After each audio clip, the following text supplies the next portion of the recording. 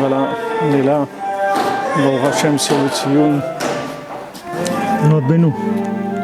Vous voyez que Baruch Hashem, il y a des gens qui sont là, il y en a qui prient, il y en a qui chantent, il y en a qui font de la musique, mais c'est animé, c'est-à-dire vous ne trouverez pas beaucoup d'endroits à 3h du matin qui sont animés comme ça dans le monde. Alors, bien sûr, le Rebbe, ce qu'il veut, c'est d'expression, c'est-à-dire il nous a donné comme conseil de nous exprimer. C'est-à-dire que maintenant, un Rebbe veut qu'on parle, il veut qu'on parle avec Hachem, il veut qu'on parle avec son prochain, il veut qu'on parle avec nous-mêmes, il veut qu'on parle avec Hachem.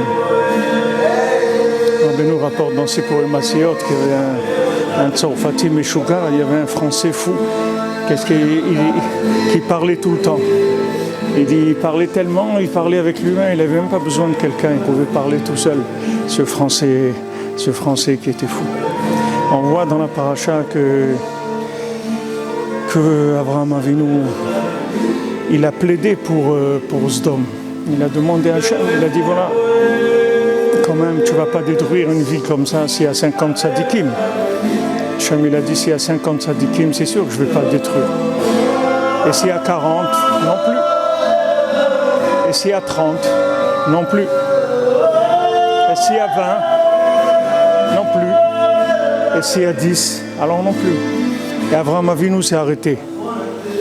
Alors Rachid dit que le défenseur, le Sanégor, le plaidoyer s'est tu, donc le juge s'est levé, est parti, Hachem il est parti. Qu'est-ce qu'on apprend de là? On voit que Béhémet, c'est une guerre de paroles, une guerre de paroles entre les paroles qui vont adoucir la rigueur et les paroles qui vont accuser. C'est ça la véritable guerre. C'est pour ça que le Chafetz Chaim, Béhémet, il a écrit tout son livre pour parler de la Lashon Hara, de ne pas faire de la Lashon Hara. Le Lashon Hara, c'est un grand domaine, c'est-à-dire c'est pas uniquement de parler du mal de son prochain, mais tout ce qui est angle de vue négatif, c'est la Lashon Hara, quand c'est exprimé avec la parole. Ce qu'il faut savoir, c'est que c'est une guerre maintenant entre les gens qui vont parler d'un côté ou d'un autre. C'est-à-dire Hachem, l'avantage qu'on a, c'est qu'on est prioritaire sur les anges accusateurs. Ça, on a la priorité. Donc tant que nous on parle, eux, ils n'ont pas le droit à la parole. Dès que nous on s'arrête de parler, alors ils commencent à parler et à accuser. Donc ce qu'il faut faire, c'est qu'il ne faut pas s'arrêter. C'est-à-dire qu'il faut, dès qu'on a un moment, chacune, dès qu'il a un moment, parler avec Hachem.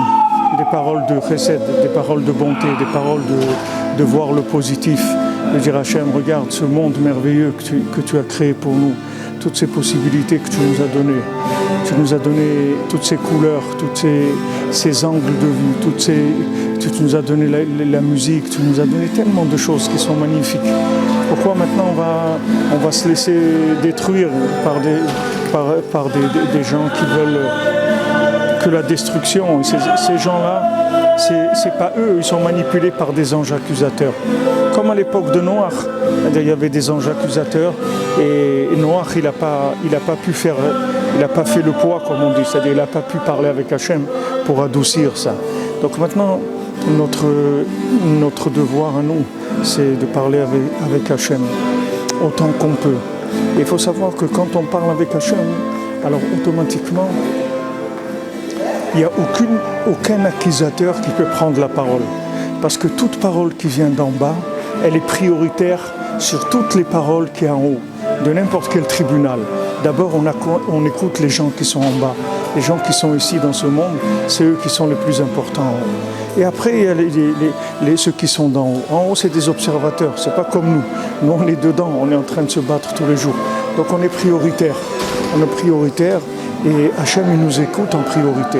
Donc chaque fois qu'on va parler, qu'on va prier, qu'on va avoir une discussion positive, on va être prioritaire.